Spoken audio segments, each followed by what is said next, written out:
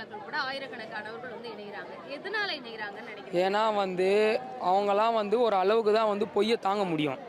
அதாவது ஒரு உண்மை கூட கலக்காம எல்லாமே பொய்யா பேசினா அவங்களும் ஒரு அளவுக்கு தான் பார்ப்பாங்க. அது மட்டும் இல்லாமல் முதல்ல கட்சிக்காரங்களை மதிக்கணும்.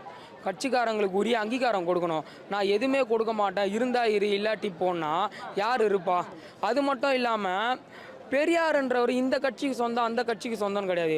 ஒட்டுமொத்த மனித குலத்திற்குமே, அதாவது சாதிய ஆதிக்க ரீதியில் ஒடுக்கப்பட்ட தாழ்த்தப்பட்ட அனைத்து மக்களுக்கும் பெரியார்ன்றவர் ஒரு முக்கியமான ஆள். அவர் இவங்களுக்கு தான் சொந்தம் அவங்களுக்கு தான் சொந்தன்றது கிடையாது. அப்படி இருக்கும்போது நீ வளர்ற வரைக்கும் பெரியாரை பிடிச்சிட்டு பெரியார் ஆதரவாளராக இருந்து திராவிடர் கழகத்தில் போய் பேசிட்டு இன்றைக்கி வளர்ந்த பிறகு பெரியாரை எதிர்க்கிறேன்னா உன்னுடைய கட்சியிலையும் பெரியாரால் பயனடைஞ்சவங்க இருப்பாங்களே. பெரியாரால் பயனடைஞ்சவங்க தான் எல்லாருமே. அப்படி இருக்கும்போது யார் ஒத்துப்பா? அதாவது அவர் சொல்கிறாரு வளர்த்த பெண்ணையே திருமணம் செஞ்சுக்கிறாரு, தான் சொத்துக்காக திருமணம் செஞ்சுன்னு ஒரு தலைவராக கேட்குறாரு. அன்னைக்கு இருந்த பிரிட்டிஷ் பிரசிடென்சியில் தன்னுடைய சொத்துக்கும் தன்னுடைய கட்சியினுடைய சொத்துக்கும் வாரிசு இல்லைன்னா அந்த மொத்த சொத்தையும் பிரிட்டிஷ் அரசு பறிமுதல் பண்ணுறோம். அதனால தான் ஒரு மணியம்மையினுடைய ஒப்புதல் மூலயமா தான் மணியம்மையை திருமணம் பண்ணிக்கினார்.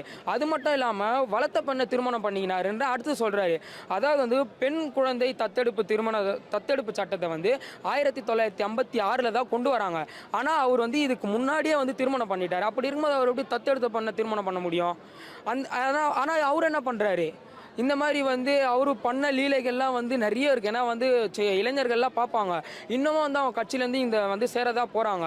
நீங்கள் நினைக்கலாம் ஏன் எல்லாருமே திமுகவில் சேர்றாங்க, ஏன் அதிமுக பொறுத்த வரைக்கும் அண்ணானால என்னன்னு தெரியாது, திராவிடம்னால என்னன்னு தெரியாது, ஒரு கொள்கை பிடிப்பு எதுவுமே கிடையாது. ஏன் இவ்வளோ பேசுங்க? இதெல்லாம் அம்மையார் ஜெயலலிதா இருக்கும்போது பேச வேண்டியதானே, முத்தமிழ் கலைஞர் இருக்கும்போது பேச வேண்டியதானே.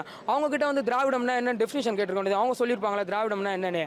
அவங்க இல்லாதப்போ நீ ஆடிட்டு இல்லாதப்போ நீ இப்போ அதுக்கான முற்றுப்புள்ளியாக தான் நீ திமுக உனக்கு செக் வச்சிருக்கு.